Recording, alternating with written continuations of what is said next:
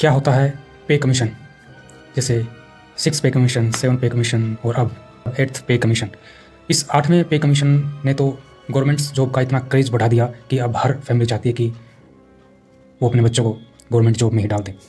बच्चे अच्छे से तैयारी करने लग गए, क्योंकि एक स्वाभाविक सी बात है। अगर मैं क्लियरली बोलूँ तो 8वां जो वेतन आयोग है, इसकी वजह से सैलरी, गवर्नमेंट सैलरी इतनी बढ़ जाएगी कि जो नॉर्मली जो प्राइवेट जो पैकेज होते हैं वो आपको छोटे नज़र आएंगे। जी हाँ, और इसका बहुत अच्छा इम्पैक्ट हमारे देश के युवाओं के ऊपर पड़ रहा है। लोग गवर्नमेंट जॉब की तरफ सोचना शुरू कर दिया उन्होंने, अच्छे से लोग तैयारी करने लग गए हैं। क्योंकि एक्चुअली इससे पहले मैं कुछ और बात आपसे शेयर करूँ। सबसे पहले जिसको नहीं पता, हो सकता है आपको पता भी हो, लेकिन जिसको नहीं पता उसके लिए ये बात है कि सबसे पहले ये जानना जरूरी होता है कि ये पे कमीशन होता क्या है। देखिए, जैसे 2007-8 के आसपास 6ठा पे कमीशन आया और 2014 के आसपास 7वां वेतन आयोग देश में लागू हुआ। जब हम 6ठे से 7वें वेतन आयोग में एंटर करते हैं तो उस समय फिटमेंट जो फैक्टर था बेसिक सैलरी का 2.86 उसको रखा गया था। सीधे शब्दों में बेसिक सैलरी में 2.6 गुना बढ़ोतरी।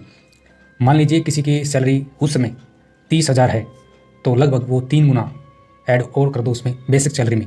बाकी और जितने भी अलावेंस बचते हैं वो एक अलग है। हालांकि इसमें एक फैक्ट ये भी रहता है कि जैसे जब सैलरी बढ़ती है तो उसके कुछ महीनों तक उसमें डीए नहीं जुड़ता। ये एक फैक्टर है, ये एक रूल है। आपको नहीं पता हो तो आपकी जानकारी के लिए ये आपसे चीज़ें शेयर की जा रही हैं। जब सैलरी एड ऑन होती है, जब सैलरी में बढ़ोतरी होती है तो उसके ठीक कुछ महीने तक उसमें डीए नहीं जुड़ता, बाकी और सारे अलावेंस ऐड होते हैं। और ये जो वेतन आयोग है ये सिर्फ और सिर्फ स्टार्टिंग में बेसिक सैलरी को ही बढ़ाता है।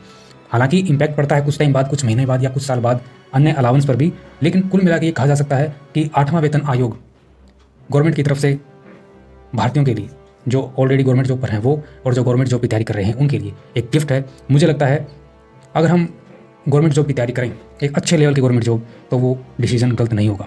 अगर हम बात 7वें वेतन आयोग की करें तो उसमें बेसिक सैलरी पे में 8 में 2.86 फिटमेंट फैक्टर को ऐड किया गया था, यानी कि 2.86 7वें वेतन आयोग की बदौलत सैलरी को बढ़ा दिया गया था। मान लीजिए किसी की तनख्वाह उस टाइम 20,000 हो, मान लीजिए 25,000 हो, तो उसको अप्रोक्सीमेटली 2.86 यानी कि लगभग 3 गुना, मान लीजिए अप्रोक्स मैं आपको एक आइडिया दे रहा हूँ, तो 25 गुना 3 जितना अमाउंट बनता है उसमें अन्य बेसिक अलावेंस को छोड़कर वो सैलरी पहुँच चुकी थी। अब बात आती है 8वें वेतन आयोग की, जिसकी मंजूरी गवर्नमेंट ने दे दी है। कुछ ही टाइम बाद इसका लाभ गवर्नमेंट एम्प्लॉयज़ को मिलना स्टार्ट हो जाएगा। सबसे बड़ी बात और एक अच्छी न्यूज़ ये भी है कि लोग 8वें वेतन आयोग की खबर को सुनकर काफ़ी खुश भी हैं और उत्सुक भी हैं। कॉन्फिडेंस आता है इन चीज़ों को देखकर कि हाँ, अब कम से कम इतनी सैलरी जरूर मिल जाएगी एक अच्छी खासी जॉब में कि वो अच्छे से अपने जीवन को चला सकता है। आई थिंक प्राइवेट सेक्टर की तरफ ज़्यादा ध्यान ना देते हुए अगर आप तैयारी कर सकते हैं तो आपको सलाह दी जाती है कि आप गवर्नमेंट जॉब की एक अच्छे लेवल की तैयारी कर सकते हैं। क्योंकि 8वें वेतन आयोग की जैसे ही फाइल कंप्लीट होगी आपकी सैलरी में काफ़ी कुछ बदलाव होने वाला है। अब एक्सपर्ट ऐसा मानते हैं, क्योंकि मैं आपको कम से कम बता रहा हूँ, एक्सपर्ट तो बोल रहे हैं कि कम से कम फिटमेंट पॉइंट या फिटमेंट फैक्टर जिसको बोलते हैं, ये एक ऐसा वर्ड, एक ऐसा अंक है जो आपकी सैलरी को मल्टीप्लाई करता है, आपकी सैलरी में कई गुना बढ़ोतरी कर देता है।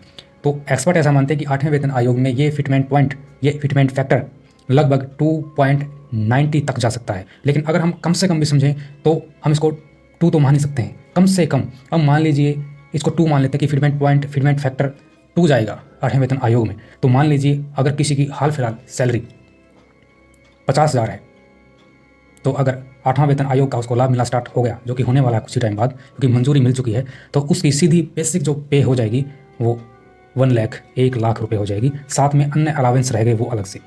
तो ये एक सबसे बड़ा मुद्दा था कि लोग सोच रहे थे कि 8वें वेतन आयोग की मंजूरी तो मिल गई है, लेकिन हमारी बेसिक सैलरी में या यूँ कि हमारी टोटल एक जो पैकेज है सरकार की तरफ से, उसमें हमारी सैलरी में कितनी बढ़ोतरी होगी। तो कम से कम एक्सपर्ट ऐसा मानते हैं, और जो हमने भी इसको रिसर्च करने का प्रयास किया, कुछ हमने इसके लिए स्टडी किया कि कितना फैक्टर पॉइंट ऐड हो सकता है।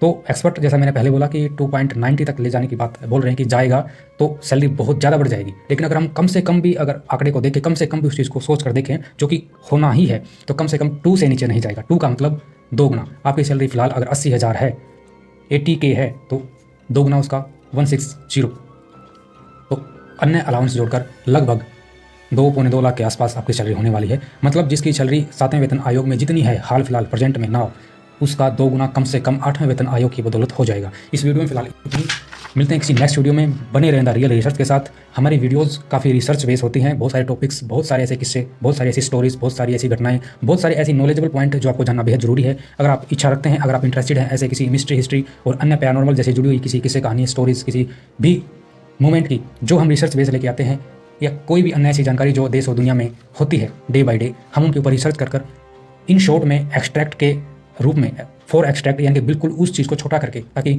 जनता के पास ज़्यादा टाइम नहीं है और वो बहुत जल्दी ही चीज़ों को समझकर अन्य काम को कर सकती हैं। इसलिए हमारी वीडियो छोटी भी रहती हैं।